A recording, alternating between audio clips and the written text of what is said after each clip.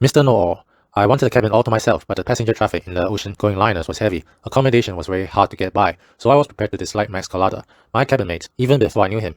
He was chatty. He talked of New York and of San Francisco. He discussed plays, pictures, and politics, and he was so annoying. First, he interrupted my card game. When I took my leave to go down to the dining room, he said he had already taken a seat for me. I could not walk around the deck without his joining me.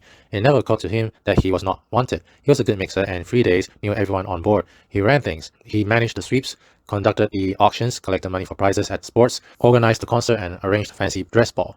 He was everywhere, and always we called him Mr. Know-all, even to his face. He took it as a compliment, but it was at meal times that he was most intolerable. He knew everything better than anyone else. He would not drop a subject, however unimportant, until he had brought you round to his way of thinking. There was this passenger called Ramsey. He was in American consular service, and he was stationed at Kobe. He was on his way back to resume his post, having been on a flying visit to New York to fetch his wife, who had been spending a year at home. Mrs. Ramsey was a pretty little thing, with pleasant manners and a sense of humor. The consular service was ill-paid, and she was dressed always very simply, but she knew how to wear her clothes. One evening, at dinner, the conversation by chance drifted to the subject of pearls. I'm in trade, and there's not a man in it who won't tell you that. I know all the best pearls in the world, and what I don't know about pearls isn't worth knowing. He pointed to a chain that Mrs. Ramsey wore. You take my word for it, Mrs. Ramsey. That chain you're wearing will never be worth a cent less than it is now. Mrs. Ramsey, in her modest way, flushed a little and slipped the chain inside her dress. I'll be interested to know how much you think it costs. Oh, in the trade, somewhere around 15,000. But if it was bought on Fifth Avenue, I wouldn't be surprised to hear that anything up to 30,000 was paid for it. You'll be surprised to hear that Mrs. Ramsey bought that string at a department store the day before we left New York for $18. You're joking. You want to bet on it? I bet you $100 that it's imitation done. If I get a chance of easy money like that, I should be all sorts of fool not to take it.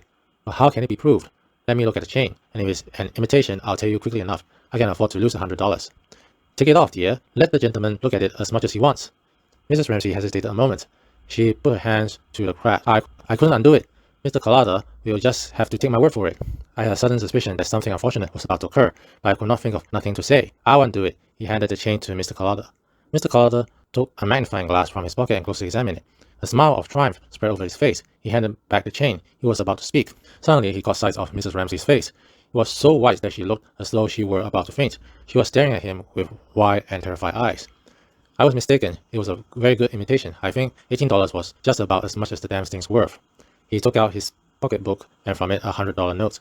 Perhaps that'll teach you not to be so cocksure. The story spread over the ship as stories do, and he had to put up with a good deal of chaff that evening. Next morning, I saw a letter pushed under the door. I opened the door and looked out.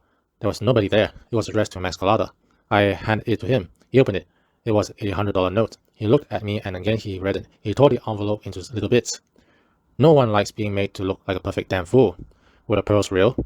If I had a pretty little wife, I shouldn't let her spend a year in New York while I stayed at Kobe. At that moment, I did not entirely dislike Mr. Colada. He reached out for his pocketbook and carefully put in the $100 note. Hey, remember to sign up for my website and get some free reviews.